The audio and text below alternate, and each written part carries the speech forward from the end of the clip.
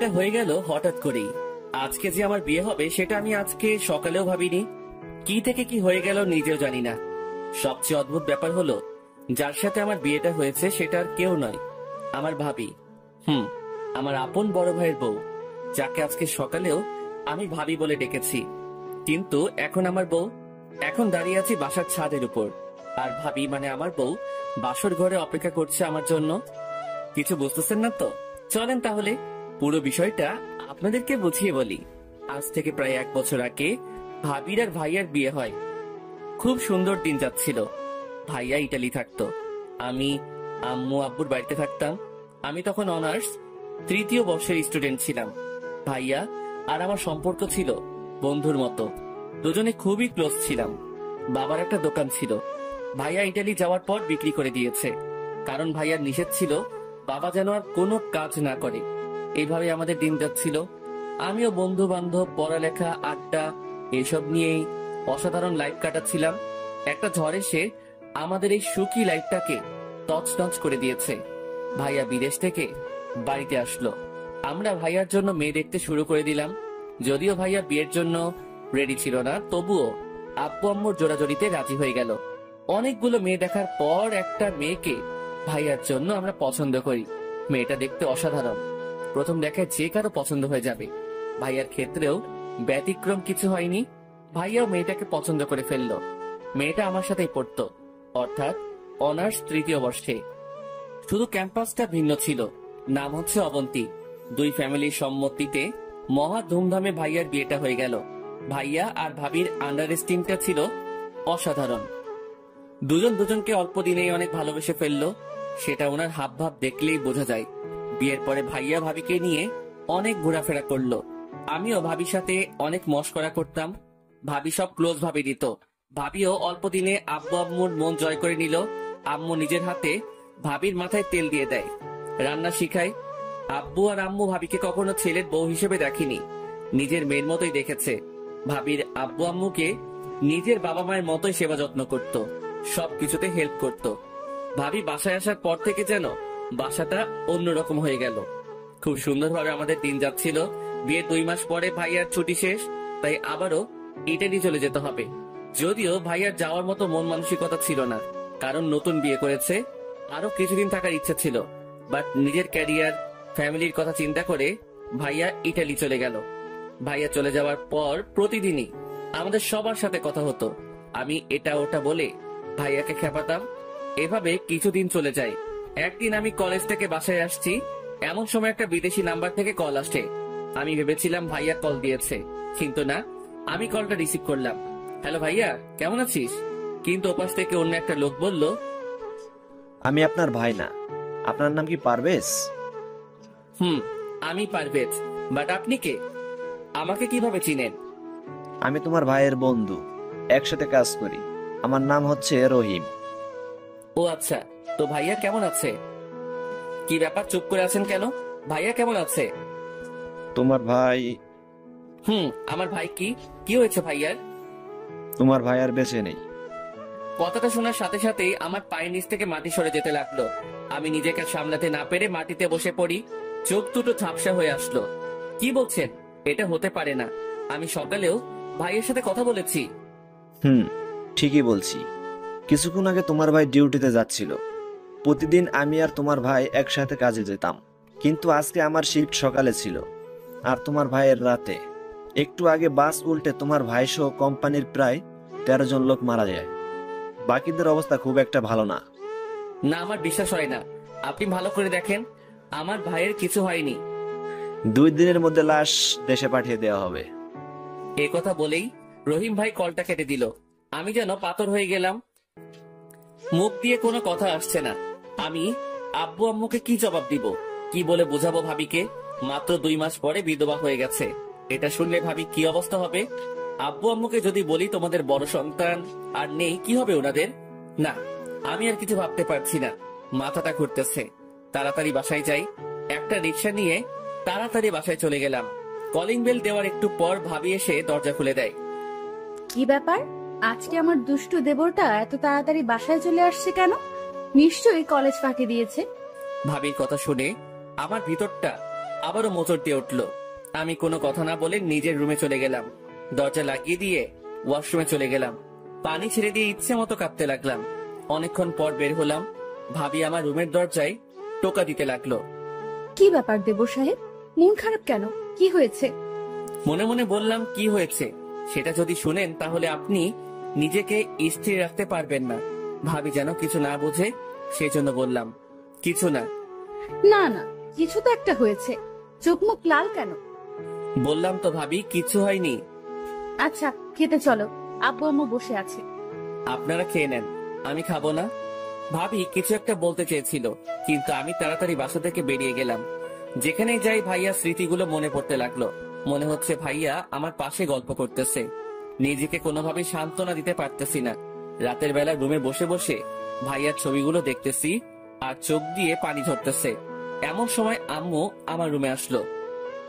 কি রে, কি করিস? কিছু না। কাঁদতেছিস কেন? কই না, মনে হয় চোখে কিছু একটা পড়েছে। মিথ্যা বলবেন। তোর হাতে কার ছবি? আম্মু ছবিগুলো আমার হাত থেকে নিয়ে দেখে আমার আর ভাইয়ার ছবি, তারপর বলে, ভাইয়ের কথা মনে করে কাঁদতেছিস? আমি আর নিজেকে কন্ট্রোল করতে না পেরে আম্মুকে জড়িয়ে ধরে কাঁদতে শুরু করলাম। এই, হঠাৎ করে তোর কি হলো? কিছু না, ভাইয়াকে খুব মিস করতেছি। পাগল একটা, ওরে কল দিয়ে কথা বল।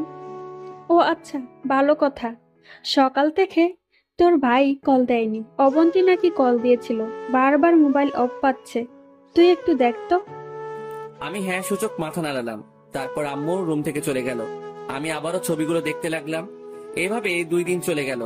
আম্মু আব্বু ভাবি সবাই অনেক টেনশন করতেছে। ভাইয়ার কোনো খবর নাই। আমি জেনেও ওনাদের কিছু বলতে পারছি না। পরের দিন একটা অচেনা নাম্বার থেকে কল আসে। হ্যালো। আপনার নাম কি পারভেজ? জি, আপনি কে? আমি কাস্টম থেকে বলছি। আপনার ভাইয়ের লাশ এসেছে, এসে নিয়ে যান। আমি আর কোনো কিছু না বলে দৌড় দিলাম। একটা গাড়ি নিয়ে তাড়াতাড়ি এয়ারপোর্টে গেলাম। দেখলাম অনেকগুলো লাশ একসাথে শুয়াই রাখছে। দেখে এই ভিতরটা কেঁদে উঠলো। তারপর কয়েকজন পুলিশ লাশগুলোকে পোস্টমর্টেম করার জন্য লাশবাহী গাড়িতে উঠিয়ে হাসপাতালে নিয়ে গেল। অনেক রিকোয়েস্ট করার পরও ওরা আমাদের কারো কথা শুনলো না। পুলিশের পিছে পিছে হাসপাতালে গেলাম। অনেকক্ষণ ধরে হাসপাতালে বসে আছি।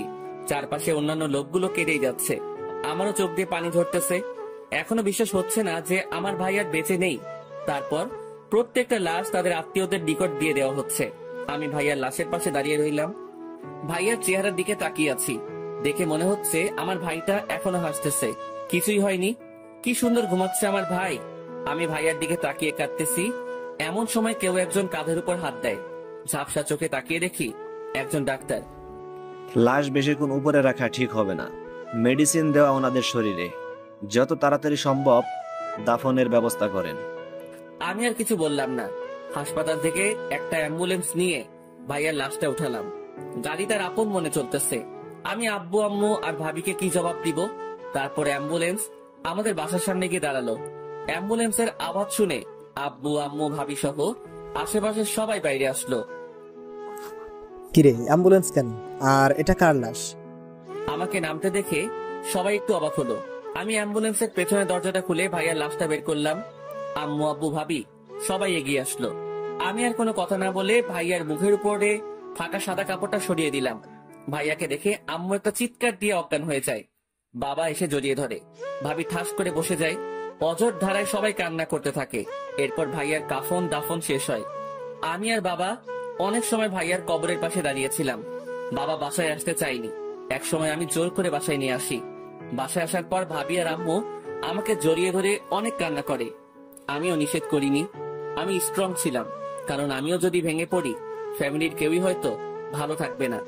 সেদিন থেকে আমাদের পরিবারের বুকের হাসিটা উড়ে গেল। ভাবি একদম স্তব্ধ হয়ে যায়। ভাইয়া মারা যাওয়ার পর ফ্যামিলিতে ক্রাইসিস শুরু হয়। কারণ আগে ভাইয়ার টাকা দিয়ে সব খরচ হতো। আব্বুর দোকানটাও বিক্রি করে দিছে। আর আব্বুর এখন যে অবস্থা, তার দ্বারা কোনো কাজ করা পসিবল না।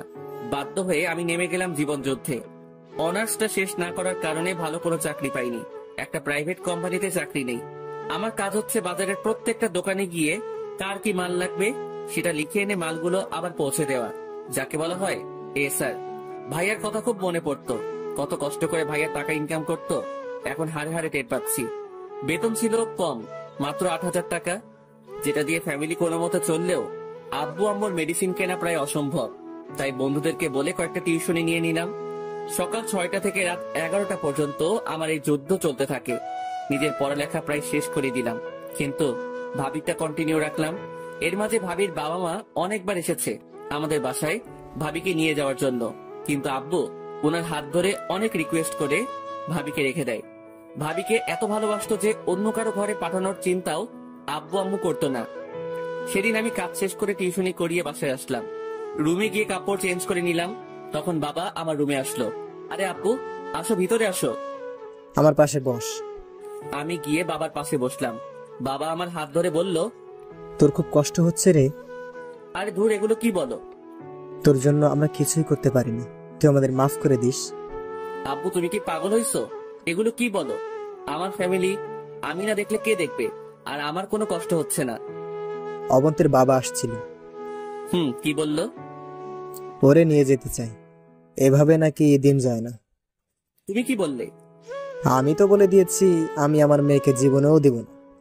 ও আচ্ছা। বেয়া যদি আবার আসে? আসবে না, টেনশন করার দরকার নেই। তোর কাছে কিছু টাকা হবে? এইভাবে কেন বলো? কত টাকা লাগবে সেটা বলো। অবন্তীর বই নাই, বই কিনতে হবে তাই। আমি মানিব্যাগ চেক করে দেখলাম মাত্র 576 টাকা আছে, যেটা আমার পুরো মাসের পকেটও যাতায়াত খরচ। এটা যদি দিয়ে দেই তাহলে পুরো মাস পায়ে হেঁটে কাজ করতে হবে। দূর, এত কিছু চিন্তা করে লাভ নেই। পুরো টাকাটা বাবার হাতে দিয়ে দিলাম। বাবা টাকা হাতে নিয়ে চোখ মুছতে মুছতে নিজের রুমে চলে গেল। পরের দিন তাড়াতাড়ি ঘুম থেকে উঠলাম, কেননা আমাকে পায়ে হেঁটে যেতে হবে, গাড়ি ভাড়া নাই। তাই তাড়াতাড়ি উঠে রওনা দিলাম। তারপরও অফিস পর্যন্ত যেতে 20 মিনিট দেরি হয়। বস ইচ্ছে মতো ঝাড়ি দিল। তারপর গতকালকে যে মালগুলো রিসিট কেটে নিয়ে আসছি সেগুলো দোকানে নিয়ে যাওয়ার জন্য একটা কভার ভ্যান নিয়ে রওনা দিলাম। অন্য একজন ভ্যান চালাচ্ছে, আমি পিছন দিক থেকে ধাক্কা দিয়ে নিয়ে যাচ্ছি, হাতে অনেকগুলো মালের স্যাম্পল। একটা দোকানে মাল দিয়ে আসার পথে ভাবিকে দেখলাম অনেকগুলো মেয়ের সাথে। মনে হয় ক্লাস শেষ করে বাসায় যাচ্ছে। ভাবির চোখ দেখে চিনে ফেললাম যে এটা ভাবি হবে। আমি তখন ভ্যান ঠেলতেছি, ভাবি আমার দিকে অবাক দৃষ্টিতে তাকিয়ে আছে। আমি ওনার চোখে স্পর্শ পানি দেখলাম। আমি ভাবিকে দেখে ওনার দেখার ভান ধরে চলে গেলাম। এভাবে আমাদের দিন যাচ্ছে। বাস্তবতা কি জিনিস হারে হারে টের পাচ্ছি। আজকে শুক্রবার, চাকরি টিউশনি সবকিছুই বন্ধ, তাই ঘুমিয়ে আছি। অনেকদিন ধরে ঠিক মতো ঘুমাতে পারি না। ভাবি আমার রুমে আসলো। পারভেজ, আই পারভেজ। আরে ভাবি, আপনি কখন আসলেন? এই তো একটু আগে। অনেক বেলা হয়েছে, এবার ঘুম থেকে ওঠো। উঠতেছি। আসলে শরীরটা কেমন যেন ব্যথা করতেছে, তাই ঘুমটা একটু বেশি হলো। তোমার খুব কষ্ট হচ্ছে তাই না? আরে ধুর, এগুলো কি বলেন? আমি তো সুন্দর লাইফ কাটাচ্ছি, কোনো প্রবলেম হচ্ছে না। আমি দেখেছি কেমন সুন্দর লাইফ কাটাচ্ছ। আচ্ছা, আপনার পড়ালেখার কি অবস্থা? মোটামুটি। তুমি আর পড়বে না? দেখি কি করা যায়। কলেজে যাওয়ার মতো তো সময় নাই। পরীক্ষাটা দিব, যদি কপালে পাশ লেখা থাকে তাহলে তো আলহামদুলিল্লাহ। আসো, খেয়ে নাও। আপনি যান, আমি ফ্রেশ হয়ে আসছি। তারপর ভাবি চলে গেল। আমি ফ্রেশ হয়ে নাস্তা করে নিলাম। এইভাবে আমাদের দিন যাচ্ছিল। এমন একটা লাইফ কাটাচ্ছি যেটাতে নিজের স্বাধীনতা বলে কিচ্ছু নাই। পরিবারের দিকে তাকিয়ে হাসি মুখে সব ত্যাগ করতে হয়। একদিন খেয়াল করে দেখলাম মায়ের শাড়িগুলো সব পুরাতন হয়ে গেছে। ভাবিও প্রতিদিন একটা ড্রেস গায়ে দিয়ে কলেজে যায়। বাবারও পাঞ্জাবিগুলোতে ময়লা জমে গেছে। ভাবির মোবাইলটা হাত থেকে পড়ে ভেঙে যায়। এরপর আর মোবাইল নেয়নি। তারপর লজ্জায় আর আমাদের কাউকে বলেনি। সবকিছু মিলিয়ে সবারই অবস্থা খারাপ। নিজের শখের জিনিসগুলো বিক্রি করে দিলাম। আমার কম্পিউটার, গিটার, হাতের ঘড়ি এবং শখের মোবাইলটাও বিক্রি করে দিলাম সবার অজান্তে। তারপর আব্বু আম্মু আর ভাবিকে নিয়ে শপিং এ গেলাম। আব্বুর জন্য কয়েকটা লুঙ্গি, পাঞ্জাবি আর গেঞ্জি নিয়ে নিলাম। আম্মুর জন্য শাড়ি, ছায়া, ব্লাউজ আরো টুকটাক জিনিস নিলাম। ভাবিকে ওনার পছন্দ মতো নিতে বললাম। উনি কয়েকটা 3 পিস, জুতা, কিছু কসমেটিক্স নিল। আম্মু বলল, তোর জন্য কিছু নিবি না? না, আমার সব আছে। তারপর ওনাদের বাইরে দাঁড় করিয়ে রেখে আমি একটা মোবাইলের দোকানে গেলাম। আমার জন্য একটা নর্মাল মোবাইল নিলাম আর ভাবির জন্য একটা স্মার্টফোন নিলাম। তারপর ওনাদেরকে নিয়ে বাসায় চলে আসলাম। রাতের বেলা সবাই আমার রুমে আসলো। কি ব্যাপার, সবাই একসাথে? কেন আসতে পারি না? আরে আসতে না পারার কি আছে, আসো। সবাই এসে বসলো। আমি ব্যাগ থেকে ভাবির জন্য কেনা মোবাইলটা ভাবির হাতে দিলাম। কি এটা? মোবাইলটা আপনার জন্য দিলাম। আমার তো এখন মোবাইলের কোনো দরকার নেই। টাকা নষ্ট করলেন কেন? সত্যি করে বলতো, তুই টাকা কোথায় পেলি? আমার কাছে জমানো ছিল। মিথ্যা বলিস কেন? সত্যি করে বল, টাকা কোথায় পাইছিস? কম্পিউটার, গিটার আর মোবাইলটা বিক্রি করে দিয়েছি। কেন, তোরে এগুলো বিক্রি করতে কে বলেছে? তোমাদের সবার কাপড় চোপড় গুলো পুরাতন হয়ে গেছে, দেখতে তো খারাপ লাগে, সেজন্য। তাই বলে এগুলো বিক্রি করে দিবে? আরে কোনো সমস্যা নাই, আমি এখন কম্পিউটার চালানোর মতো সময় পাই না। আর গিটার তো বিলাসিতা ছাড়া কিছুই না, এগুলো একটারও আমার দরকার নেই। মোবাইল কেন বিক্রি করলে? এত দামি মোবাইলের কাজ নেই এখন, সারাদিন কাজে থাকি, মোবাইল চালানোর সময় কই। আর মোবাইলের প্রতি এত শখ নাই, একটা নর্মাল হলেই চলবে। কেউ আর কিছু বলল না, নির্বাক হয়ে আমার দিকে তাকিয়ে রইল। সবার চোখে যে পানি চলে আসছে সেটা আমি ভালো করে দেখছি। কিছুদিন পর আমি শুয়ে আছি, সকাল 10টার মতো বাজে। সোফা রুমে চিল্লাচিল্লি শুনে তাড়াতাড়ি সেখানে গেলাম। গিয়ে দেখি তালই, মানে ভাবির বাবা আর মা এসেছে। আমি গিয়ে সালাম দিলাম, কুশল বিনিময় করে বাজারে গেলাম বাজার আনতে, কারণ মেহমান আসছে, ভালো মন্দ কিছু না হলে খারাপ দেখা যায়। আমি বাজার থেকে কিছু বাজার করে নিয়ে আসলাম, তারপর রান্নাঘরে দিয়ে আসলাম। ভাবি আর মা রান্না করতেছে, আমি গিয়ে ওনাদের সাথে কিছুক্ষণ গল্প করলাম। দুপুরবেলা খাওয়া দাওয়া করে সবাই সোফার রুমে বসলাম। আমি বসিনি, আব্বু আম্মু আর ভাবির বাবা মা সবাই বসছে, মনে হয় কিছু বলবে। ভাবি দরজার পাশে ঘোমটা দিয়ে দাঁড়িয়ে আছে। কিছুক্ষণ পরই ভাবির আব্বু, মানে আঙ্কেল বলল, দেখেন বিআই সাহেব, যে জন্য আমরা আসছিলাম, জি বিয়াই, বলুন। আমার মেয়েটার বয়স খুব একটা বেশি না, এই বয়সে সে বিধবা হয়ে যাবে কল্পনাও করিনি। যাই হোক, আল্লাহ যা পছন্দ হয়েছে তাই করেছে। আমার মেয়েটা মাত্র 2 মাস জামাইয়ের সাথে ছিল, তারপর কি হলো সেটা তো জানেন।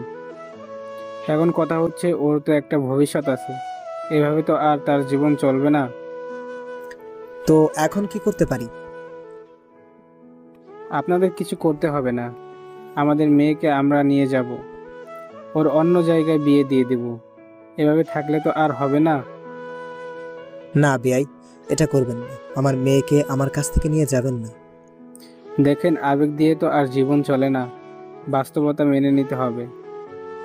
এটা ঠিক যে আমার মেয়ের কপাল অনেক ভালো, আপনাদের মতো শ্বশুর শাশুড়ি পেয়েছে। খুব কম মেয়েই এইরকম শ্বশুর শাশুড়ি পেয়ে থাকে। কিন্তু আপনারা তো আর ওর কিছু করতে পারবেন না।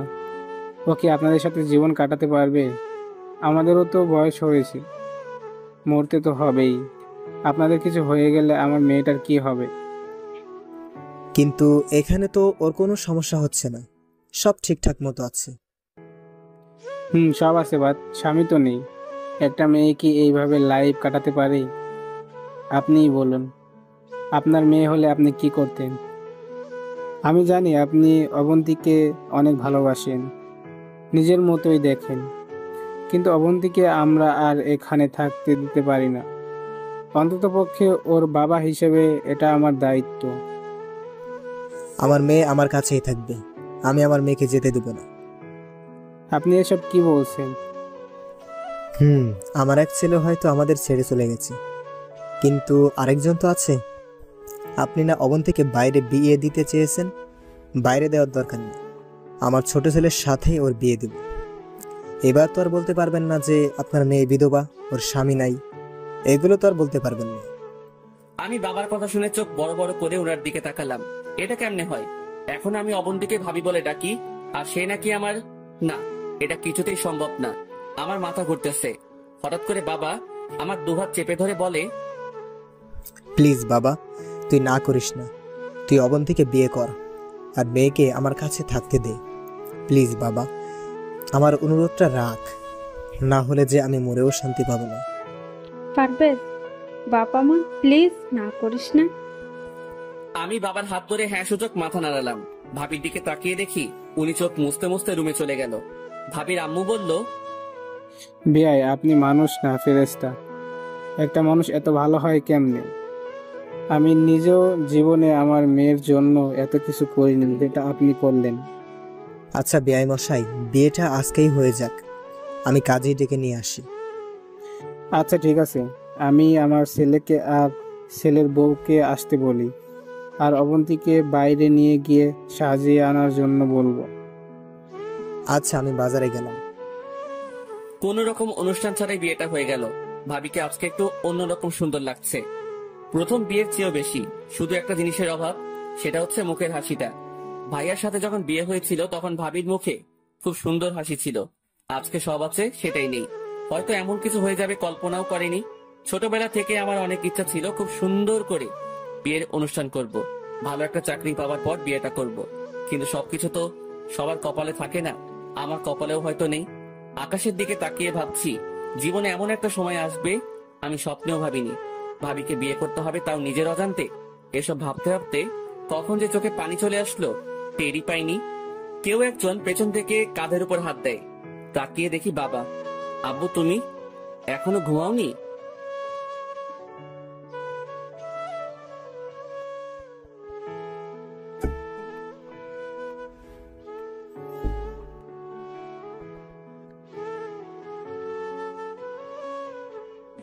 কোন রকম অনুষ্ঠান ছাড়াই বিয়েটা হয়ে গেল।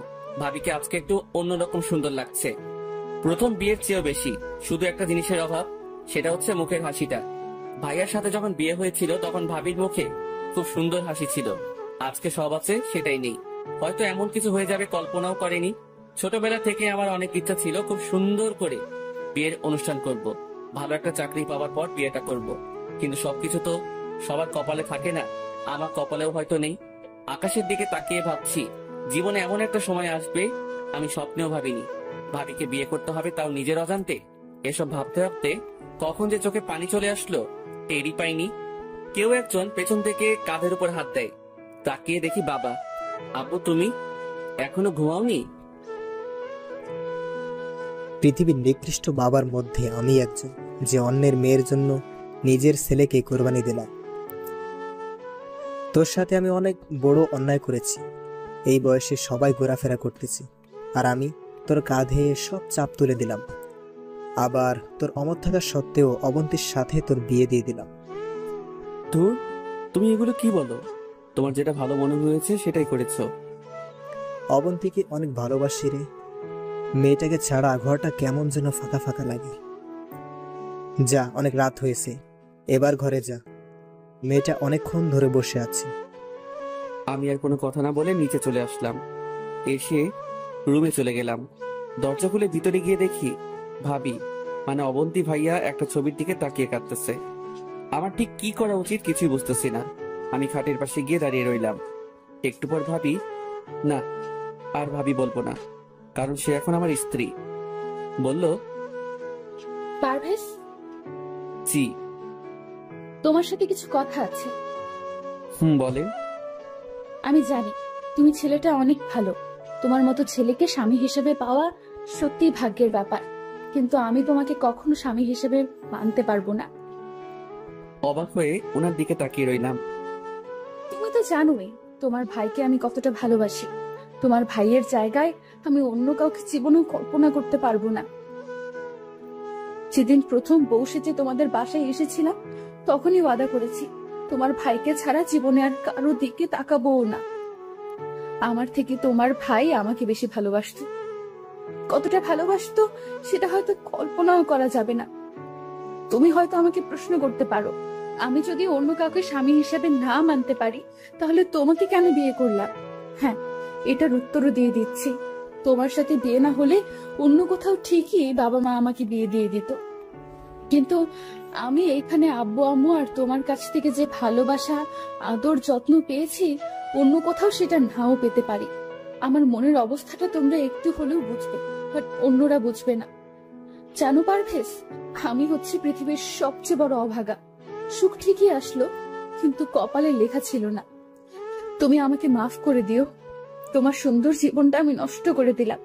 জানো, আমার অনেক ইচ্ছা ছিল তোমার জন্য খুব সুন্দর একটা মেয়ে দেখব, তারপর তোমার সাথে বিয়ে দেব। আমরা যা হিসেবে নয় কোন হিসেবে থাকতাম।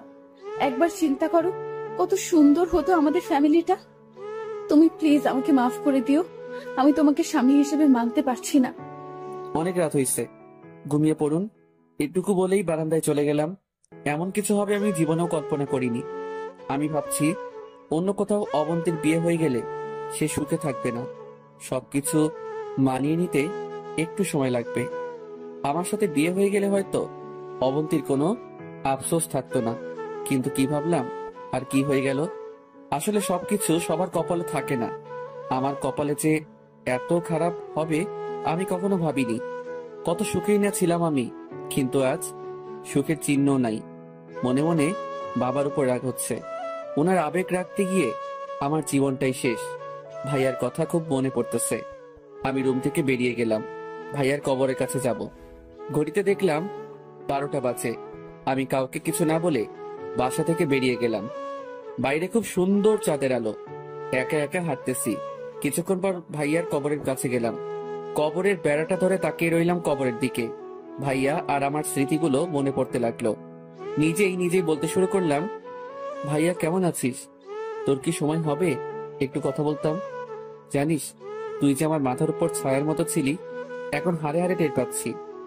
যখন যেটা চেয়েছি সেটাই তুই আমাকে দিয়েছিস, কিন্তু দেখ আমি কি হতভাগা। তোর জন্য কিছুই করতে পারলাম না। তুই যখন ফ্যামিলি চালাইছিস, রাজার মতো চলেছি আমরা, অথচ দেখ আমি কিভাবে চালাচ্ছি। এক বেলা খেলে পরের বেলা না খেয়ে থাকতে হয়। বাবা মাকে আমি সুখে রাখতে পারছি না। জানিস ভাই, এখনো আমি কোনো জিনিস কিনলে তোর জন্য কিনে রাখি।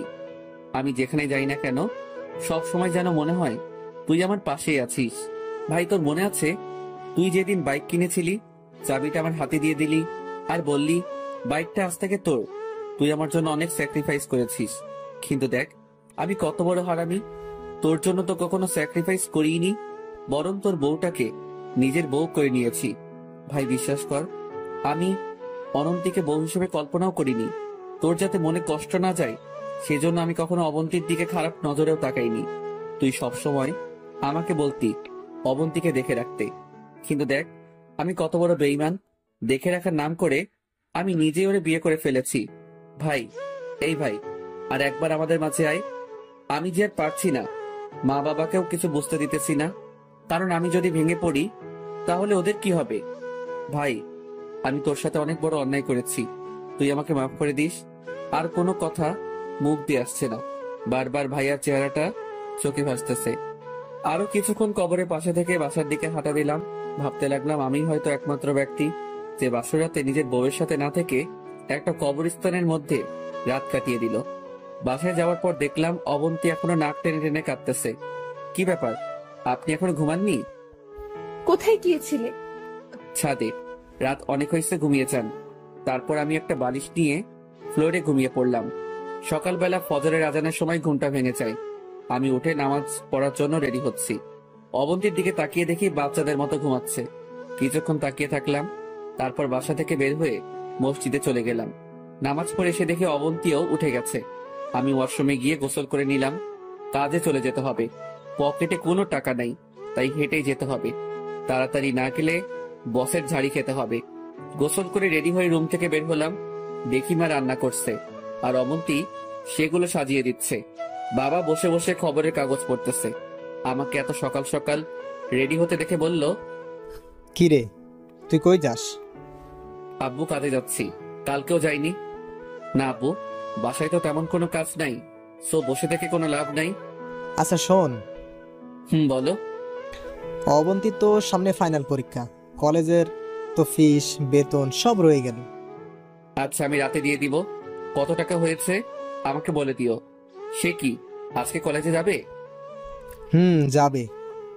ওকে, তাহলে কলেজে গিয়ে কত টাকা হয়েছে সেটা জেনে আমাকে বলার জন্য বলিও। আচ্ছা ঠিক আছে। ওকে, আমি বের হচ্ছি। তারপর বেরিয়ে গেলাম। কি করব বুঝতেছি না। অবন্তীর ফাইনাল পরীক্ষা মানে তো আমারও ফাইনাল পরীক্ষা, কারণ অবন্তী আর আমি সেম ইয়ারেই পড়ি, শুধু ক্যাম্পাসটা ভিন্ন। যখন কলেজে নিয়মিত যাইতাম, টাকা খরচ করতাম, কত বন্ধু বান্ধব ছিল, আর এখন টাকাও নাই, বন্ধুও নাই। ফাইনাল এক্সাম চলে আসছে, অথচ কেউ একটু আমাকে জানালোও না। আমারও অনেক ইচ্ছা ছিল অনার্সটা অন্তত শেষ করা, কিন্তু কিভাবে কি করব? অবন্তীর টাকা দেওয়ার মতো টাকাও তো আমার হাতে নাই। প্রতিদিনের মতো গোডাউনে চলে গেলাম। বস সেখানে বসে আছে। আসসালামু আলাইকুম বস। কি অবস্থা মিস্টার পারভেজ? কালকে আসুনি যে? বস একটু কাজ ছিল। এত কি কাজ তোমার? এত কাজ হলে কি দরকার চাকরি করার? চুপ করে দাঁড়িয়ে আছি। যাও, আজকে সবগুলো মাল সেল করে আসবে, না হলে বেতন কেটে নিয়ে যাওয়া হবে। এখনো দাঁড়িয়ে আছি। কি ব্যাপার, দাঁড়িয়ে আছো কেন? কিছু বলবা নাকি? জি বস, একটা কথা ছিল। কি কথা? আমাকে যদি এই মাসে টাকাটা অগ্রিম দিতেন তাহলে অনেক উপকার হতো, আমার খুব দরকার। তোমার কাজ করার দরকার নাই, আসছে উনি কাজ ছাড়া টাকা নিতে। ভালো লাগলে কাজ করো, না হলে চলে যাও। ভালো লাগলে কাজ করো, না হলে চলে যাও। আমি আর কোনো কথা না বলে মালগুলো নিয়ে বেরিয়ে গেলাম। অবন্তীর পরীক্ষার টাকা কোথায় পাবো সেই চিন্তায় আমি শেষ। হাতের ঘড়িটা অনেক দামি ছিল, ভাইয়া ইটালি থেকে নিয়ে আসছিল। বাংলা টাকায় অনেক দাম, উপায় না পেয়ে সেটা বিক্রি করার সিদ্ধান্ত নিলাম। ভাইয়া শেষ চিহ্নটুকু বিক্রি করে দিলাম। কয়েকটা দোকানে মাল সেল দেওয়ার পর আইমানের সাথে দেখা। কি রে পারভেজ, তুই এগুলো কি করিস? আইমান বন্ধু তুই? হাই রে, কতদিন পর দেখা। কি অবস্থা তোর? আমি তো আছি, তুই এগুলো কি করিস? চাকরি নিয়েছি। দূর বেটা, এটা কোনো চাকরি হলো? আর তোর বাবা ইনকাম করে, ভাইয়া ইনকাম করে, তুই এগুলো কেন করিস? তোর তো রাজার হালে থাকার কথা। ছিলাম, বাট এখন প্রজার থেকেও আমার অবস্থা খারাপ। কেন, কি হয়েছে? সবকিছু বললাম। কি বলিস তুই? তোর পড়ালেখা শেষ করে দিলাম। আমি পড়তে গেলে অবন্তীর আর পড়া হবে না। 2 জায়গায় টাকা দেওয়ার মতো অত টাকা আমার কাছে নাই। তোর রেজিস্ট্রেশন করা আছে? বাট সেটা দিয়ে আর কি হবে? তোর পরীক্ষার টাকা আমি দেবো, তুই পরীক্ষা দে। ধন্যবাদ, বাট আমি টাকা নিতে পারবো না। কেন? দেখ, আমার টাকা নাই এটা সত্য, কিন্তু কারো করুণা নেওয়ার মতো ছেলে আমি না, সেটা তুই ভালো করেই জানিস। আজকে যদি তোর ভাই দিত তাহলে কি বলতি? ভাই তোর প্রতি করুণা করছে। মনে করে এখন আমি তোর ভাই, তাই টাকাটা দিচ্ছি, কিন্তু মনে রাখিস একবারে দিচ্ছি না। তুই ভালো কোনো চাকরি পেলে আমার টাকা দিয়ে দিবি। ওকে। চল কলেজে যাই, সবকিছু ঠিক করে আসি। না দোস্ত, তুই যা, আবার এগুলো সেল করতে হবে। তুই গিয়ে আমার নামে টাকা জমা দিয়ে দিস। আচ্ছা ঠিক আছে, ভালো থাকিস, আমি আবার দেখা করব। ওকে, তুই বাসায় আসিস। এরপর আইমান চলে যায়। মনের মধ্যে একটু শান্তি আসলো। তারপর বাকিগুলো মাল বিক্রি করে বসের কাছ থেকে টাকা আর ঘড়ি বিক্রি করার টাকা নিয়ে টিউশনিতে গেলাম। সেখানেও অগ্রিম টাকা নিলাম, সব মিলিয়ে 6,000-এর মতো। আবারও হাঁটতে হাঁটতে বাসায় গেলাম। রাত প্রায় 11টা বাজে। আমি বাসায় গিয়ে বাবাকে ডাকলাম। আমার ডাক শুনে আব্বু আম্মু আর অবন্তী আসলো। কিরে, এত দেরি হলো যে? কাজের চাপ ছিল। এই নাও, টাকাগুলো দিলাম। কি কি এখানে? তোমার মেয়ের পরীক্ষার খরচ 6,000 আছে। বাবা টাকাগুলো হাতে নিল, অবন্তীকে দিয়ে দিল। তারপর অবন্তী বলল, আব্বু, একটা কথা বলতাম। মা বলো। পারভেজের একা ইনকাম দিয়ে তো আর সবকিছু করা সম্ভব না, তাই বলছিলাম কি আমিও একটা চাকরি করি, তাহলে মোটামুটি আমাদের পরিবারে একটু সচ্ছলতা আসবে। এই পরিবারে আর কারো ইনকাম করার দরকার নেই। আমি এখনো মরিনি। যদি করার এত ইচ্ছে থাকে তাহলে আমি মরার পরে করিয়েন। সবাই আমার দিকে হা করে তাকিয়ে আছে। আমি আর কোনো কথা না বলে রুমে চলে গেলাম। আসল কথা হচ্ছে আমি চাই না অবন্তী কোনো কাজ করুক। এমনিতে আমি সারাদিন বাইরে থাকি। এখন যদি অবন্তীও বাইরে চাকরি করে তাহলে আব্বু আম্মুকে কে দেখবে? বুড়া বয়সে দুজনেরই কষ্ট হবে। রাতে খেয়ে আমি বাইরে থেকে ঘুরে আসলাম। রুমে এসে দেখি অবন্তী ভাইয়ার ছবিটা হাতে নিয়ে বসে আছে। আমাকে দেখার পর ছবিটা রেখে দিল। আমি বিছানা থেকে একটা বালিশ আর কাঁথা নিয়ে ফ্লোরে শুয়ে পড়লাম। পারভেজ, একটা কথা বলতাম। বলেন। তুমি খাটে থাকো, আমি ফ্লোরে ঘুমাই। সারাদিন কাজ করে আসছো, এখন ফ্লোরে ঘুমালে হয়তো ঘুম আসবে না। আমি কাপুরুষ নই যে একটা মেয়ে মানুষকে নিচে ঘুমাতে দিয়ে আমি নিজে খাটে ঘুমাবো। আপনি ঘুমান, এমনিতে অনেক রাত হইছে। আর কোনো কথা না বলে ফ্লোরে ঘুমিয়ে গেলাম। সকালে ঘুম থেকে উঠে দেখি অবন্তী গোসল করে আয়নার সামনে বসে চুল ঠিক করছে। ভেজা চুলে একটু অন্যরকম সুন্দর দেখাচ্ছে। আমি দেখেও না দেখার ভান ধরে শুয়ে রইলাম। পরে মনে হলো যে পায়ে হেঁটে কাজ করতে হবে। রোমান্টিক মোটে থাকার মতো সময় নাই। উঠে ফ্রেশ হয়ে গোসল করে রেডি হয়ে বেরিয়ে গেলাম। আজকেও অনেকগুলো মাল নিয়ে কভার ভ্যান খেলতে শুরু করলাম। মনে মনে ভাবতে লাগলাম, অবন্তী কেন আমাকে মেনে নিচ্ছে না?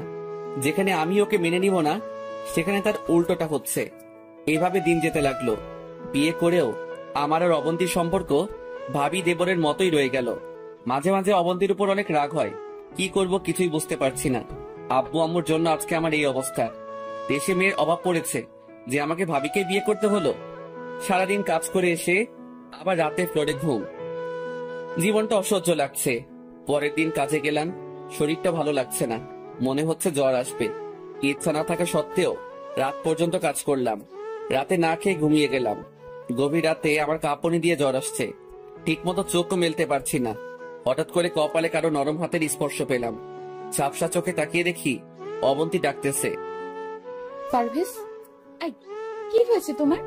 এরকম করছো কেন? আমার অবস্থা এতই খারাপ যে ওর সাথে কথা বলার মতো শক্তিও আমার নেই। অবন্তী আমাকে উঠিয়ে খাটে শুইয়ে দিল। তারপর সারা রাত মাথায় পানি ঢাললো। আর কি কি করছে কিছুই মনে নেই। জ্বরের ঘোরে কোনো কিছু অনুভব করতে পারিনি। সকালবেলা অবন্তীর ডাকে ঘুম ভাঙলো। তাকিয়ে দেখি আব্বু আম্মু সবাই বসে আছে। অবন্তী নাস্তা হাতে দাঁড়িয়ে আছে। তারপর নিজের হাতে খাইয়ে দিয়ে মেডিসিন খাইয়ে দিল। এখন কেমন লাগছে? ভালো। তোমরা খেয়েছো? ঠিক মতো খাওয়া দাওয়া করিস না, তাই এমন হলো। ডাক্তার বলেছে কয়েকদিন রেস্টে থাকতে। ডাক্তার কখন আসলো? আরো আগে তুই ঘুমেছিলি। অবন্তী কল দিয়ে আসতে বলেছি। সরি। সরি কেন? আমার জন্য আজকে তোমার এই অবস্থা। আরে ধুর, এগুলো কি বলেন? আপনার জন্য হবে কেন? ফ্লোরে ঘুমানোর কারণে এমন হয়েছে। প্লিজ তুমি খাটে ঘুমাও, আমি নিচে ঘুমাচ্ছি। দরকার নাই। আমার জন্মই হয়েছে নিচে ঘুমানোর জন্য। আমি থাকতে পারবো, সমস্যা নেই। আপনি ঘুমান। কিন্তু কোনো কিন্তু না। নিচে ঘুমালে আপনারও তো সমস্যা হতে পারে। তখন কি করবেন? সো ঘুমিয়ে পড়ুন। অবন্তী কিছু একটা বলতে চেয়েছিল, বাট আমি বলার আর সুযোগ না দিয়ে উল্টো পাশ হয়ে শুয়ে গেছি। ফকিন্নি এটা বলতে পারছে না যে আসো আমরা দুজনে খাটে ঘুমাই। দুজন খাটে ঘুমালে কি এমন সমস্যা হয়ে যাবে? আব্বু আম্মু বুঝে যাবে। তাই অন্য রুমেও যেতে পারছি না। দেখবো অবন্তী ম্যাডাম আপনি কতদিন এভাবে থাকতে পারেন। কয়েকদিন পর মোটামুটি সুস্থ। আবারও কাজে চলে গেলাম। এমন সময় আয়মানের সাথে দেখা হলো। কিরে দোস্ত, কি অবস্থা? এই তো আলহামদুলিল্লাহ ভালো। তোর? ভালোই। তোর কাজ শেষ হতে কতক্ষণ লাগবে? সন্ধ্যা হবে। আচ্ছা, কাজ শেষ করে দেখা করিস। অনেকদিন তোর সাথে আড্ডা দিই না। আচ্ছা ঠিক আছে। তারপর আবার কাজে চলে গেলাম। বিকেলবেলা আইমানের সাথে দেখা করতে গেলাম। আসছিস? বল কি অবস্থা? এই তো চলছে। এই জানিস আগামী মাস থেকে তো পরীক্ষা। কি? আগামী মাসে পরীক্ষা? তোর প্রিপারেশন কেমন? পরীক্ষাও তো দেওয়ার কথা ছিল না। তুই তো টাকার ব্যবস্থা করে দিলি, আর বইও তো কিনিনি। প্রিপারেশন কেমন হবে তুই বল। তোর ভাই মারা যাওয়ার পর থেকে সব কেমন যেন উল্টাপাল্টা হয়ে গেছে। বাস্তবতা কি জিনিস এখন বুঝতেছি। তোর ভাবি কেমন আছে? ভাবি না, বউ আমার। বউ মানে? ভাবির সাথে আব্বা আমার বিয়ে দিছে। কি? কখন? আমাকে তো কিছুই বলিস না। পুরো ঘটনা শেয়ার করলাম। এত কিছু হয়ে গেছে অথচ আমাকে জানালি না।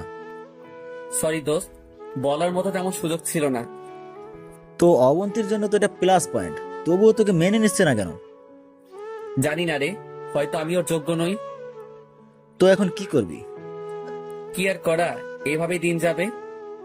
শোন পারভেজ, এটা কোনো জীবন নয়। তোর একটা ভবিষ্যৎ আছে, এভাবে তো আর কিছুই হবে না। তো এখন কি করতাম? অবন্তীর সাথে কথা বলে সব ঠিকঠাক কর। কোনো লাভ হবে না, ও আমাকে মেনে নিতে পারবে না। না দিলে ডিভোর্স দিয়ে দিবে। অন্য কোথাও বিয়ে হলে তখন ঠেলা বুঝবে। ধুর, তুই পাগল নাকি? ওরে রাখার জন্যই আব্বু আমার সাথে বিয়ে দিচ্ছে, আর তুই বলছিস ডিভোর্স দিতে? ভালো তো, তাহলে সারা জীবন সিঙ্গেল থাক, ভাবি আর দেবরের মতো কাটা। শোন ভাই, জীবন অনেক কঠিন, সেটা তো তুই আমার থেকে ভালো জানিস। সেটা ঠিক, বাট অবন্তীকে ডিভোর্স দেওয়া তো দূরের কথা, ডিভোর্সের নাম মুখেও আনা যাবে না। দেখ, যা করবি ভেবে চিন্তে কর। আবেগ দিয়ে তো জীবন চলে না। আব্বা কি বললো, আম্মা কি বললো, এগুলোর দিকে কান না দিয়ে নিজের মন কি বলে সেটা দেখ। তোর লাইফ তোকেই হ্যান্ডেল করতে হবে। ঠিক। তুই একটা কাজ কর, কি? তুই অবন্তীর সাথে সরাসরি এই ব্যাপারে কথা বল। কোন ব্যাপার? তোকে স্বামী হিসেবে মেনে নেবে নাকি নিবে না সেটা। যদি না মেনে নেবে বলে, তাহলে তুই অবন্তীকে বলে দিবি তুই ওকে ডিভোর্স দিয়ে দিবি। এটা কি করে হয়? সব হয়, তুই কথা বল। এখন না, পরীক্ষাটা শেষ হোক তারপর। আচ্ছা ঠিক আছে। তারপর আরো কিছুক্ষণ আড্ডা দিয়ে বাসায় চলে আসলাম। এইভাবেই দিন যাচ্ছে। অবন্তীর সাথে দরকার ছাড়া কথা বলি না, কেমন যেন অস্বস্তি লাগে। দেখতে দেখতে পরীক্ষার সময় চলে আসলো। অবন্তী আর আমি একসাথে পরীক্ষা দিলাম। আমার পরীক্ষার কথা শুনে বাবা মা অনেক খুশি। পরীক্ষার কিছুদিন পর একদিন সকালবেলা অবন্তী বসে বসে মোবাইল টিপতেছে। আব্বু আম্মু মামার বাড়িতে গেছে। আমি মনে মনে ভাবলাম এটাই সুযোগ, অবন্তীর সাথে এবার বোঝাপড়াটা হয়ে যাক। আমি অবন্তীর সামনে গেলাম। কিছু বলবে? বলো। আপনি কি চান? মানে আপনি কি আমার কাছে থাকতে চান নাকি আমার কাছ থেকে মুক্তি চান, কোনটা? পারভেজ, তোমার মাথা ঠিক আছে? এগুলো কি বলছো? আপনি উত্তর দেন। এখানে থাকতে কি আপনার কোনো সমস্যা হচ্ছে? না। তাহলে আমাকে স্বামী হিসেবে মানতে আপনার সমস্যা কোথায়? দেখো, আমি তোমাকে আগেই বলছি এটা কোনোভাবেই সম্ভব নয়। যদি আপনার অন্য কোথাও বিয়ে হতো, আমার সাথে বিয়ে হয়েছে বলে আপনি আমাকে মেনে নিতে পারছেন না, কিন্তু অন্য কোথাও হলে কি পারতেন? জীবনেও না। আমি কোনোদিনই আপনাকে কোনো কথা বলিনি। তার মানে এই নয় যে সারা জীবন এভাবে থাকবো। আমারও তো একটা লাইফ আছে, আমারও তো ইচ্ছা করে সুন্দর করে সংসার করতে। আব্বু আম্মু আপনাকে অনেক ভালোবাসে, নিজের মেয়ের মতো দেখে। এখন যদি আমি ওনাদেরকে বলি আপনাদের আদরের মেয়ে বিয়ের পরের দিন থেকে আমাকে ফ্লোরে রাখছে, তখন কি হবে চিন্তা করছেন? আপনার সাথে বিয়েটা হয়েই আমার জীবনটা শেষ। সারাদিন এত কাজ করার পরেও কোনো শান্তি নাই। আপনার সামনে দুটো রাস্তা খোলা আছে, হয় আপনি আমাকে মুক্তি দেন, না হয় আমি আপনাকে। পুরোটা বলার আগে অবন্তী আমার দিকে তাকিয়ে কাঁদতে শুরু করলো। আর কোনো কথা না বলে সে রুমে চলে গেল। ঠাস করে দরজাটা লাগিয়ে দিল। আমি সোফায় গিয়ে বসে রইলাম। একটু পর দেখি সে ব্যাগপত্র গুছিয়ে চলে যাচ্ছে। থামাতে গিয়েও থামাইনি। যাক, তাতে আমার কি, এসব আবেগ দিয়ে তো আর জীবন চলে না। আমি তো জোর করে বিয়ে করিনি। আমাকে যদি এতই অপছন্দ করত, তাহলে বিয়ের দিন বলে দিলেই পারত। সারাদিন বাসায় কাটিয়ে দিলাম, বাবা মাও নেই। বাসাটা কেমন খালি খালি লাগছে। বিকেলবেলা বাসা থেকে বের হয়ে দেখি আয়মান আমাদের বাসার সামনে বসে আছে।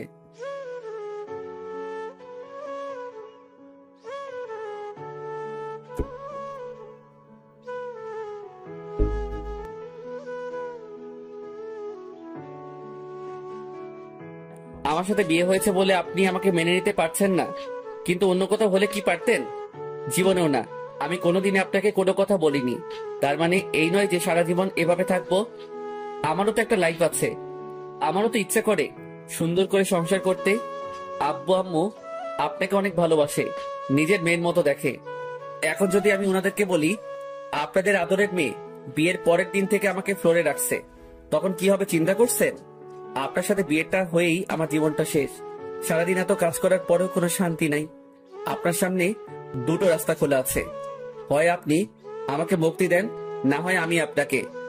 পুরোটা বলার আগে অবন্তী আমার দিকে তাকিয়ে কাঁদতে শুরু করলো। আর কোনো কথা না বলে সে রুমে চলে গেল।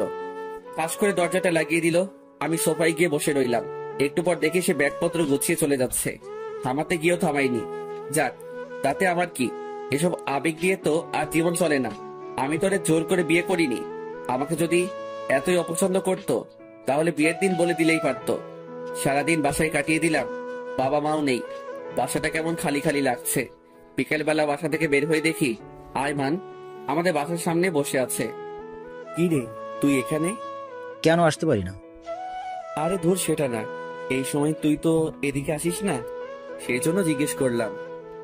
তোকে অনেকবার কল দিতেছিলাম, মোবাইল অফ দেখাচ্ছে, তাই চলে আসলাম। আচ্ছা, ভিতরে আয়। তারপর আয়মানকে নিয়ে আবার বাসায় গেলাম। কিরে, কাউকে দেখছি না যে? আব্বু আম্মু মামার বাসায় গেছে, আসতে রাত হবে। আর তোর বউ? ও ওর বাপের বাড়িতে চলে গেছে। কেন? আমার সাথে ঝগড়া করে। তুই আবার কি করলি?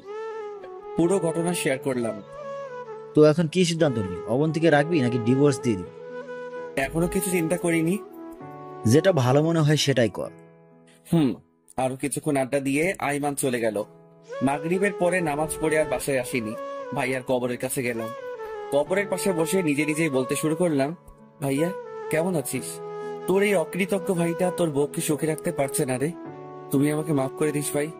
আমি কি করব বল? এত অল্প টাকা বেতনে ফ্যামিলি চালাতেও আমার অবস্থা খারাপ হয়ে যাচ্ছে। তুই জানিস ভাই, আমি সকালবেলা কখন নাস্তা করেছি ভুলে গেছি। শুক্রবার ছাড়া দুপুরবেলা আমার পেটে ভাত পড়ে না, শুধু পানি আর এক টুকরো পাউরুটি ছাড়া। জানিস ভাই, আমি 2টা শার্ট দিয়ে পুরো বছরটা কাটিয়ে দিয়েছি। নিজের স্বাদ ইচ্ছা সব বিসর্জন দিয়ে দিয়েছি। নিজের কম্পিউটার, মোবাইল, ঘড়ি সব বিক্রি করে দিয়েছি ওদের মুখে হাসি ফুটানোর জন্য। জানিস ভাই, আমি পড়ালেখাটাও শেষ করে দিয়েছি শুধু অবন্তীর জন্য। কিন্তু দেখ, সে আজকে আমাকে রেখে চলে গেছে। আসলে ভাই দোষটা আমারই। আমি ওদের কাউকে ঠিক মতো সুখে রাখতে পারছি না। কি করব বল? সারাদিন এত কাজ করে বাসায় এসে আমার ফ্লোরে থাকতে ইচ্ছে করে না। আমারও ইচ্ছা করে অন্তত রাতের বেলা কেউ একজন আমার সাথে ভালো ব্যবহার করুক, ঠিকভাবে আমার যত্ন নিক। কিন্তু দেখ, কপালটা এতই খারাপ যে এই সামান্য চাওয়াটুকু আল্লাহ কপালে রাখলো না। ভাই তুই আমাকে মাফ করে দিস। আমি কাউকে সুখ রাখতে পারছি না রে ভাই। আর কিছু বলতে পারলাম না। ভাইয়ার স্মৃতিগুলো চোখের সামনে ভাসতে লাগলো। আরো কিছুক্ষণ ভাইয়ার পাশে থেকে কবর জিয়ারত করে বাসায় চলে গেলাম। দেখলাম তালা আগে থেকেই খোলা, তার মানে আব্বু আম্মু এসে গেছে। দরজাও খোলা। দেখলাম আব্বু আম্মু চোখ মুখ লাল করে বসে আছে। আব্বু কখন আসছো? তার আগে বল, আমার মেয়ে কোথায়? মাথা নিচু করে দাঁড়িয়ে আছি। কি হলো, কোনো কথা বলছিস না যে? ওর বাবার বাড়িতে গেছে। অনেকদিন নাকি ওর আম্মুকে দেখেনি। বাবার বাড়ি গেছে নাকি তুই পাঠিয়েছিস? অবন্তী আমাদের সবকিছু বলেছে, যা মেয়েটাকে নিয়ে আয়। আরে আজব, আমি কেন পাঠাবো? ও নিজেই গেছে। নিয়ে আসবো মানে? এখন রাত হয়ে গেছে, আর সে যখন নিজে থেকে গেছে আবার নিজে থেকেই আসবে। এত কথা কেন বলিস? আর বিয়ের পর থেকে তো তুই ওই বাড়িতে যাসনি, এখন যা। এখন গেলে আসবো কখন? তোকে কি একবারও বলছি এখন চলে আসতে? যা এখন, যখন ভালো লাগবে তখন আসবি, পারলে 2 দিন থেকে আয়। আমি ওখানে 2 দিন থাকি, আর এইদিকে আমার চাকরিটা চলে যাক। হইছে, যা এখন। কি আর করার, রেডি হয়ে অবন্তীদের বাসার দিকে রওনা দিলাম। রাত 9টার সময় ওদের বাসায় গিয়ে পৌঁছালাম। কলিং বেল দিলাম। প্রায় 5 মিনিট পর অবন্তীর মা মানে শাশুড়ি এসে দরজা খুলে দিল। আসসালামু আলাইকুম। আরে বাবা তুমি, আসো আসো, ভিতরে আসো। ভিতরে গেলাম। শ্বশুরও বেরিয়ে আসলো। সালাম দিলাম, আরো কিছুক্ষণ কথা বললাম। তারপর উনি বলল, অবন্তী রুমে আছে, তুমি যাও। আমি ওর রুমের কাছে গেলাম। দেখলাম অনেকগুলো মেয়ের সাথে বসে বসে হাসছে। ভাইয়া মারা যাওয়ার পর এই প্রথম অবন্তীকে এইভাবে হাসতে দেখছি। এই মুহূর্তে আমার রুমে যাওয়া উচিত হবে কিনা ভাবতেছি। রুমের বাইরে দাঁড়িয়ে রইলাম। কেউ একজন আমাকে দেখে ফেলেছে মনে হয়। তারপর দুলাভাই দুলাভাই বলে ডাকতে শুরু করলো। ভিতরে গেলাম, দেখে অবন্তী আর ওর কয়েকটা কাজিন বসে বসে গল্প করছে। সবার সাথে পরিচিত হওয়ার পর এক এক করে সবাই চলে গেল। তারপর আমি গিয়ে সোফায় বসলাম। কেউ কোনো কথা বলছি না। নীরবতা ভেঙে অবন্তী বলল, কেন আসছো? আব্বু আম্মু আপনাকে নিয়ে যেতে বলেছে। তারা বলছে সেজন্য এসেছো, নিচে থেকে আসুনি? চুপ করে রইলাম। আমি তো তোমাকে প্যারা দিই, আমি না থাকলে তুমি ভালোই থাকবে। সরি, আসলে সকালবেলা আমার মাথা ঠিক ছিল না, তাই ভুলভাল বলে ফেলছি। সরি, আমি যেতে পারবো না। কেন? এমনিতেই তুমি অনেক কিছু করেছো, আর দরকার নেই। আমি কিছু বলতে যাব, এমন সময় অবন্তীর আম্মু এসে খাবার জন্য ডেকে গেল। অবন্তী তখন বলল, খেতে আসুন। আর কোনো কথা না বলে খেতে চলে গেলাম। বাহ, অল্প সময়ের মধ্যে এত আইটেম। জামাই আদর আসলে অনেক মজার, কিন্তু আমার মনের মধ্যে অন্য চিন্তা করতেছে। খাওয়া দাওয়া শেষ করে আবার রুমে চলে গেলাম। আমি গিয়ে খাটের উপর বসলাম। অনেকক্ষণ পর অবন্তী আসলো। আমি উঠে সোফায় চলে গেলাম। তুমি খাটে ঘুমাও। আর আপনি? আমি সোফায় ঘুমাবো। দরকার নেই, আপনি খাটে ঘুমান, সকালে একটু তাড়াতাড়ি উঠিয়েন। আমি আপনাকে বাসায় দিয়ে আমাকে আবার কাজে যেতে হবে। তোমারে বলছি না আমি যাব না। যাবেন না মানে? যাব না মানে যাব না। তার মানে আপনার কাছে আব্বু আম্মুর ভালোবাসার কোনো দাম নেই? সকালে রেডি থাকবেন। বললাম তো আমি যাব না। দূর না গেলে নাই, এত অনুরোধের কিচ্ছু নেই। দেখি কয়দিন না গিয়ে থাকতে পারে। আমারও তো একটা পার্সোনালিটি আছে। ঘুমিয়ে গেলাম। সকালে কাউকে কিছু না বলে চলে গেলাম। বাসায়ও গেলাম না, সরাসরি কাজে চলে গেলাম। এর মধ্যে বাবা কয়েকবার কল দিয়েছে, বাট ধরিনি। রাতের বেলা বাসায় গেলাম। আব্বু আম্মু দুজনেই আমার উপর ফায়ার। আমি কিছু না বলে রুমে চলে গেলাম। আব্বু আমার রুমে আসলো। কিরে কি করিস? কিছু না। কিছু বলবা নাকি? অবন্তীর সাথে আমাদের কথা হয়েছে, ও কিছুদিন ওখানে থাক, মন মানসিকতা ভালো হোক, তারপর চলে আসবে। সেটা আমাকে বললেই তো পারতো। আচ্ছা শোন। বলো। অবন্তীর কোনো ফ্রেন্ডের নাকি বিয়ে, যদি ওর হাতে কিছু টাকা দিতি। তোমাকে কে বললো? সে নিজেই বলেছি, তোকে নাকি বলতে লজ্জা করছে, তাই আমাকে বলেছে। আচ্ছা ঠিক আছে, দিয়ে দিব। বিয়ে তো কয়েকদিন পর, কালকে দিতে পারবি? আচ্ছা দেখি। তারপর খেয়ে ঘুমিয়ে গেলাম। সকালে কাজে যাওয়ার আগে টিউশনিতে গেলাম। পড়াশোনা শেষে টাকাটা অগ্রিম চেয়ে নিলাম। টাকাটা নিয়ে আবার কাজে চলে গেলাম। দুপুরবেলা আমি নামাজ পড়ে বাইরের একটা দোকানে পানির মধ্যে পাউরুটি চুবিয়ে খাচ্ছি। এমন সময় দেখলাম একটা মেয়ে আমার দিকে হা করে তাকিয়ে আছে। ভালো করে খেয়াল করে দেখলাম এটা অবন্তী। তার কয়েকটা ফ্রেন্ডের সাথে কোথাও যাচ্ছে মনে হয়। বাসের জন্যই অপেক্ষা করছে। আমি দেখেও না দেখার ভান করে কভার ভ্যান চালককে তাড়াতাড়ি এখান থেকে চলে যাওয়ার জন্য বললাম। সে ভ্যান চালাচ্ছে আর আমি পিছন থেকে ঠেলতেছি। রাতের বেলা বাসায় আসলাম। দরজায় টোকা দেওয়ার একটু পরেই দরজা খুলে দেয়। তাকিয়ে দেখি এটা অবন্তী। রীতিমতো একটা টাস্কি খেলাম। কি ব্যাপার? অবন্তীকে আমি নিয়ে আসতে গেলাম, আসলো না, কিন্তু এখন নিজে থেকে এসে হাজির। অবশ্য ভালোই হয়েছে, সে কোনো কথা না বলে চলে গেল। আমি দরজা লাগিয়ে রুমে গেলাম। ফ্রেশ হয়ে এসে সবাই মিলে খেতে বসলাম। খাওয়ার এক পর্যায়ে বাবা বলল, একটা কথা বলার ছিল। কি কথা? তোমাদের বিয়ের তো অনেক দিন হয়েছে, এবার অন্তত ভবিষ্যতের কথা কিছু চিন্তা করো। কি বলছো? কিছুই তো বুঝতেছি না। বাসাটা খালি খালি লাগে, আমাদেরও তো ইচ্ছা করে নাতি নাতনির সাথে খেলতে। আম্মুর কথা শুনে আমার গলায় ভাত আটকে গেল। কাশতে শুরু করলাম। মনে মনে বললাম, এখনো ফ্লোর থেকে খাটে উঠতে পারিনি, আর আম্মু বাচ্চার চিন্তা করতেছে। আম্মু, দিল্লি এখনো বহুদূর। তোমার কপালে নাতি নাই। কিছু না বলে চুপচাপ খেয়ে উঠে গেলাম। রুমে গিয়ে বসে আছি। একটু পর অবন্তী আসলো। আমার দিকে তাকিয়ে রইল। দেখে মনে হচ্ছে কিছু একটা বলবে। কিছু বলবেন? একটা কথা ছিল। বলুন। তুমি আর একটা বিয়ে করো। কি? বিয়ে করব মানে? আপনার মাথা ঠিক আছে? মাথা একদম ঠিক আছে। আব্বু আম্মু ঠিকই বলেছে, বাসাটা কেমন খালি খালি লাগে। ওনাদের জন্য হলেও বিয়েটা করো। বিয়ে করে লাভ কি হবে? তোমারও মনের আশা পূরণ হলো, আর ওনাদেরও নাতি নাতনি আসলো। শুনেন, বিয়েটা কোনো ছেলে খেলা নয় যে বললেই বিয়ে করে ফেলবো। বিয়ে মানুষের লাইফে একবারই হয়, বুঝলেন? কিন্তু আমার লাইফে তো একাধিক। সেটাকে কি বলবে? শুনেন, এটা একটা অ্যাক্সিডেন্ট। আপনি তো আর ইচ্ছা করে করেননি, পরিস্থিতির শিকার। আর আমি মনে করি আপনার লাইফে দ্বিতীয় বিয়ে হয়নি। হয়নি মানে কি বলছো? জি, আমি ঠিকই বলছি। বিয়ের পর থেকে আপনার আর আমার সম্পর্ক সেই দেবর ভাবির মতোই রয়ে গেল। না আছে কোনো আন্ডারস্ট্যান্ডিং, না আছে শেয়ারিং, আর না আছে কেয়ারিং। আগে তো একটু হলেও হেসে হেসে কথা বলতেন, কিন্তু বিয়ের পর থেকে তো সেটাও নাই।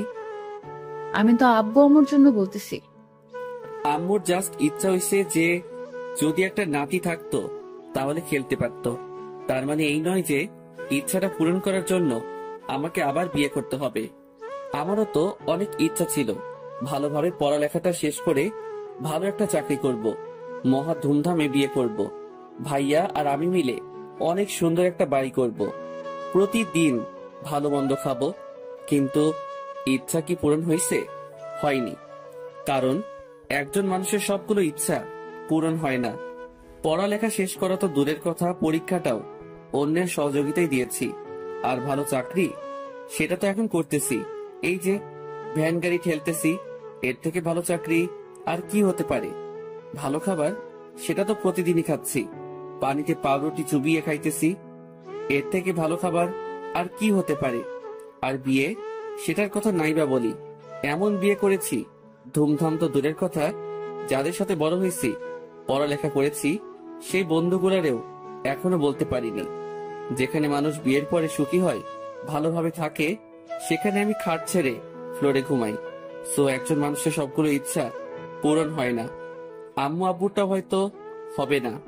আপনি যে বললেন আমাকে আবার বিয়ে করতে, কোন মেয়ে আমার কাছে বিয়ে বসবে? কোন বাপ তার মেয়েকে আমার হাতে তুলে দিবে? কি আছে আমার? না আছে পড়ালেখা, না আছে টাকা পয়সা, আর না আছে ভালো কোনো চাকরি। কিছুই নেই আমার। তারপর যদি শুনে আমি আরো এক বিয়ে করেছি, সেখানে আমাকে মেয়ে তো দূরের কথা, ঝাড়ুর বাড়ি ছাড়া কিছুই দিবে না। আপনি বলছেন বিয়ে করার জন্য। বিয়ে করে খাওয়াবো কি? যে টাকা পাই সেটা দিয়ে নিজেও তো চলতে পারি না। এক বেলা খেলে অন্য বেলা না খেয়ে থাকি। প্রতিদিন হেঁটে হেঁটে কাজে যাই। দুপুরে যেখানে সবাই লাঞ্চ করে, সেখানে আমি পানিতে পাউরুটি চুবিয়ে খাই। সো এগুলো বাদ দেন। আমার দিকে তাকিয়ে আছে, চোখের কোণে স্পষ্ট পানি দেখা যাচ্ছে। এটা ঠিক যে আমি আপনার আর আব্বু আম্মুর সবগুলো চাওয়া পূরণ করতে পারছি না। যা যা দরকার সেগুলো দিতে পারছি না। কিন্তু কি করব বলেন? আমিও অনেক চেষ্টা করতেছি, কিছুই হচ্ছে না। হয়তো একদিন সব হবে। সো এসব আজাইরা কথা বাদ দিয়ে অন্য কথা থাকলে বলুন। তুমি ঘুমাও, অনেক রাত হয়েছে। আপনার বান্ধবীর বিয়ে কখন? আগামী সপ্তাহে। ওকে, আমি আব্বুর কাছে 5,000 টাকা দিব। আপনি শপিং করিয়েন আর বিয়েতে কিছু একটা গিফট দিয়েন। লাগবে না, আমি বিয়েতে যাব না। যাবেন না কেন? তুমি এত টাকা দিয়ে দিলে ঘর চলবে কেমনে? সেটা আপনার না জানলেও চলবে। এখন ঘুমান। আর কিছু না বলে ঘুমিয়ে গেলাম। অবন্তী কিছু বলতে গিয়েও বলেনি। মাঝরাতে কারো কান্নার শব্দে ঘুমটা ভেঙে যায়। লাইটটা অন করে দেখি অবন্তী ভাইয়ার ছবিটা নিয়ে বসে আছে আর কান্না করতেছে। কি ব্যাপার, আপনি ঘুমাননি এখনো? কি হয়েছে, কথা বলেন না কেন? না, ঘুম আসছে। তুমি ঘুমাও। সরি, তুমি ঘুমাও। কেমনে ঘুমাবো? চিল্লাচিল্লির মধ্যে কি ঘুমানো যায়? আমি আবারও ঘুমাতে গেলাম। ঘুম আসছে না। অবন্তীর হাতে ভাইয়ার ছবিটা দেখে ভাইয়ার কথা মনে পড়ে গেল। ঘড়ি দেখলাম 2টা বাজে। আমি উঠে বাসা থেকে বের হয়ে ভাইয়ার কবরের পাশে গেলাম। বসে বসে কল্পনা করতে লাগলাম ভাইয়ার স্মৃতিগুলো। তারপর নিজে নিজে বলতে লাগলাম, ভাইয়া কেমন আছিস? তোর কথা খুব মনে পড়ছে, তাই চলে আসলাম। ভাইয়া, তোর অবন্তীকে আমি সুখে রাখতে পারছি না রে। কি করব বল? সে এখনো তোকে অনেক ভালোবাসে। সবকিছুর মাঝে তোর অস্তিত্ব খুঁজে বেড়ায়। জানিস, তুই খুব লাকি। অবন্তী তোকে এতই ভালোবাসে যে তোর জায়গায় অন্য কাউকে বসানো তো দূরের কথা, কল্পনাও করে না। জানিস ভাই, সে এখনো তোর ছবি নিয়ে কান্না করে। তুই চলে যাওয়ার পর আমাদের সবার মুখ থেকে হাসিটা চলে গেছে। সবকিছু ঠিকঠাক আছে, তবুও কেমন জানি একা একা লাগে। অবন্তী এখনো তোর পথ চেয়ে বসে থাকে। ওর ধারণা তুই আসবি। অবন্তী তোকে এতটাই ভালোবাসে যে আমাকে বিয়ে করার পরও সে আমাকে বলছে অন্য কাউকে বিয়ে করে সংসার করতে। জানিস ভাই, মাঝে মাঝে অবন্তীর উপর খুব রাগ হয়। ইচ্ছে করে ওরে অনেক বকা দেই, কিন্তু ওর দিকে তাকালেই তোর কথা মনে পড়ে। জানিস ভাই, আমারও অনেক কষ্ট হয় তোরে ছাড়া থাকতে। চাইলেও ভেঙে পড়তে পারি না আব্বু আম্মুর কথা চিন্তা করে। ভাই, তুই যেমন আমাদের সব চাওয়া পাওয়া মিটিয়েছিলি, আমি তেমন পারছি না রে ভাই। ভাই, তুই আমাকে মাফ করে দিস। দোয়া করিস আমার জন্য, যেন ওদের সবার মুখে হাসি ফোটাতে পারি। আরো কিছুক্ষণ পর সেখান থেকে বাসায় চলে গেলাম। তাহাজ্জুদের নামাজ পড়ে নিলাম। তারপর ফজরের নামাজ পড়ে আবারও ভাইয়ার কবরের পাশে গেলাম। কবর জিয়ারত করে বাসায় এসে রেডি হলাম। প্রতিদিনের মতো রওনা দিব। তখন অবন্তী আসলো। পারভেজ, একটা কথা বলতাম। বলেন। বিয়েতে তুমি যেতে পারবে? আমি গিয়ে কি করব? আপনার বান্ধবীর বিয়ে, আপনি যান। আমার অন্য বান্ধবীরা সবাই ওদের হাজবেন্ডকে সাথে নিয়ে যাবে। সমস্যা কি? আপনি একা যাবেন? প্লিজ না করো না। আমার কাজ আছে, আপনি নিজে চলে যাবেন। তুমি না গেলে আমিও যাব না। আমার নিজেরও তো একটা পার্সোনালিটি আছে। তার মানে আপনার পার্সোনালিটি রক্ষা করার জন্য আমাকে নিয়ে যাবেন? না, তোমাকে। হইছে, আর মিথ্যা বলতে হবে না, আমি যাব না। এমন সময় আব্বু আসলো। কি ব্যাপার, এত চিল্লাচিল্লি কিসের? দেখো না আব্বু, তোমার ছেলেকে আমার সাথে যাওয়ার জন্য বলছে, সে নাকি যাবে না। কিরে, সত্যি নাকি? আব্বু, আমার কথাটা শোনো। কোনো কথা শোনার দরকার নেই, তুই বিয়েতে যাবি, এটাই ফাইনাল। কিছু বলতে গিয়েও পারলাম না, সোজা বাসা থেকে বের হয়ে কাজে চলে গেলাম। রাস্তায় আইমানের সাথে দেখা হলো। কি রে পারভেজ, দোস্ত কি অবস্থা? আছি, তোর কি খবর? সব ঠিকঠাক। কয়েকদিন পর তো রেজাল্ট দিবে। কোন দিবে জানিস? মনে হয় 5 তারিখ। তুই জানিস না? না, তোর কথাই শুনলাম। আগের মতো অনলাইনে থাকি না, তেমন কোনো নিউজ জানা নেই। আচ্ছা শোন, তোর জন্য একটা সুখবর আছে। কি? একটা কোম্পানিতে কয়েকজন সুপারভাইজার নিয়োগ দিবে, স্নাতক কমপ্লিট করা লাগবে।